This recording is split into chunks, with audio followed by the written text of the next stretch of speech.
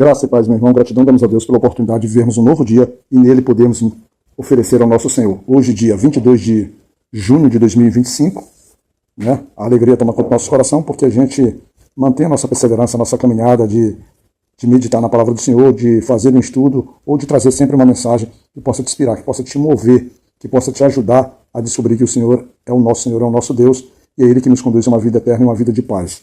A nossa meditação de hoje estará no Salmo número 18. É um salmo bem longo, ele tem 50 versículos, mas a gente com toda humildade vai tentar trazer alguma reflexão sobre o que está escrito nele. E o nosso versículo de trabalho vai ser o versículo 30, e nele diz assim: o caminho de Deus é perfeito, a palavra do Senhor é provada, é um escudo para que todos os que nele confiam.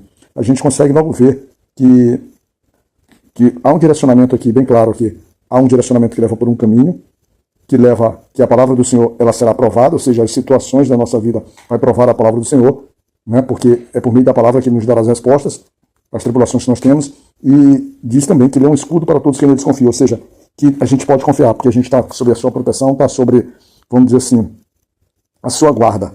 E os Salmos, aqui, ele é bastante extenso, e ele dá para a gente perceber com clareza que é nisso. Logo, o próprio título dele, o próprio título trazido aqui na Bíblia, quando você compara ele lá com 2 Samuel, capítulo 22, você vê que o título dos Salmos é um versículo, eu acho que é o versículo 2 daquele que ele diz assim, o título.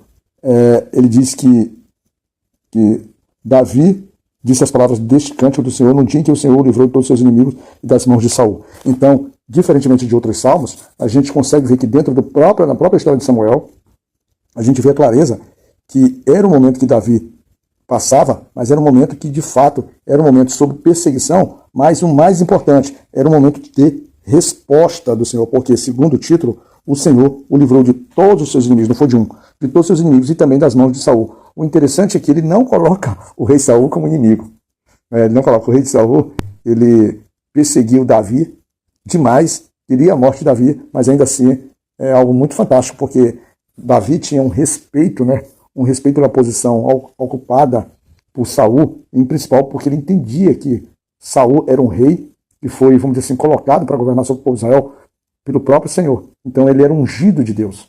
Era ungido de Deus. E Davi não ousava se levantar contra o seu rei. Por quê? Porque Davi era alguém extremamente temente e zeloso pela palavra de Deus. E aí o interessante, ele já começa a trazer, dentro daquele dos princípios sobre palavras e sobre os que nele confiam, quando você vai do versículo 2 até o versículo 3, ele é muito forte, porque ele vai trazer metáforas sobre o Senhor, dizendo, comparando o Senhor com rochedo, ele compara o Senhor com lugar forte, chama o Senhor de libertador, chama o Senhor de fortaleza, e ele conclui dizendo assim: em quem confio? O Senhor é em quem confio. Aí ele continua, chama o Senhor de escudo, chama o Senhor de a força da sua salvação, chama também de alto refúgio.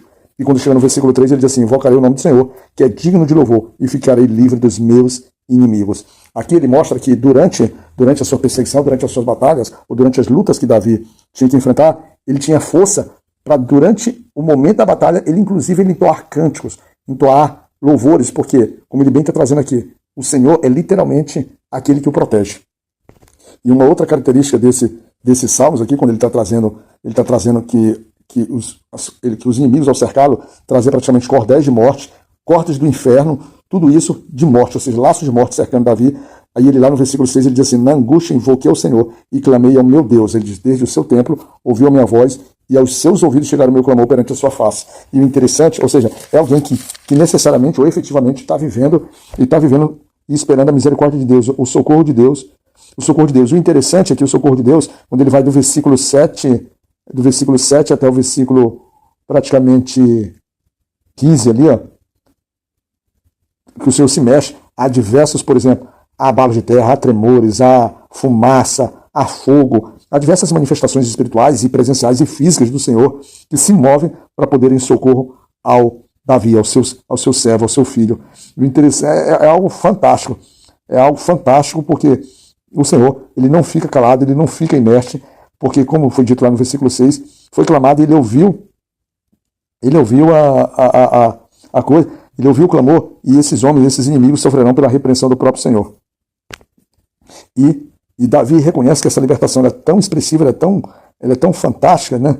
Porque no versículo 17 ele traz claramente que esses inimigos que o cercavam, que o aborreciam, que procuravam a morte dele, eram inimigos muito mais fortes do que o Davi. E aí, Davi reconhece que o Senhor foi o amparo dele.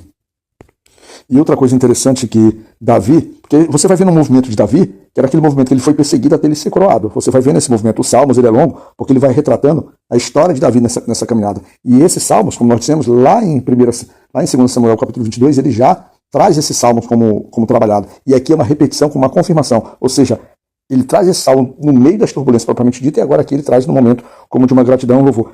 E no versículo, a partir do versículo 20, ele vai trazer ele vai dizer que o Senhor o recompensou. E o interessante, ele diz que o Senhor o recompensou, o Senhor o retribuiu, porque, primeiramente, ele diz assim, primeiramente porque Davi guardava os caminhos do Senhor, ele diz que ele também não se aparta, ele não se apartou de Deus, ou seja, ele não foi de forma ímpia, se afastando de Deus, e ele diz isso também, que todos os juízos de Deus estavam diante dele e que o próprio Davi não rejeitou seus estatutos, ou seja, alguém que nessa caminhada, nessas turbulências, nessas tribulações, nas invocações que ele tinha o quê? Ele tinha bagagem, ele tinha autoridade, porque ele era alguém que estava intimamente ligado ao Senhor, ao Deus.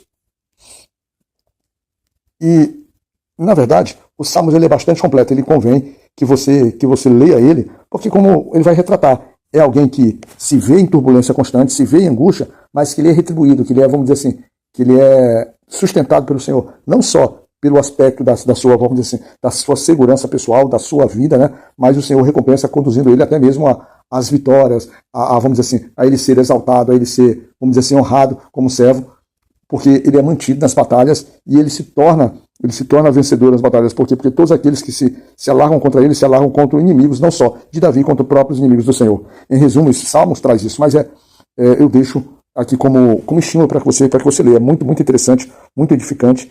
E para a gente que às vezes falta confiança no Senhor, que nos abalamos no meio das dificuldades, esse Salmo certamente é inspirador e ele nos dará um direcionamento de como devemos nos comportar, tá bom? Fica na graça de Deus Pai Todo-Poderoso, misericordioso, que o Senhor possa estar conosco e que o Senhor nos guarde.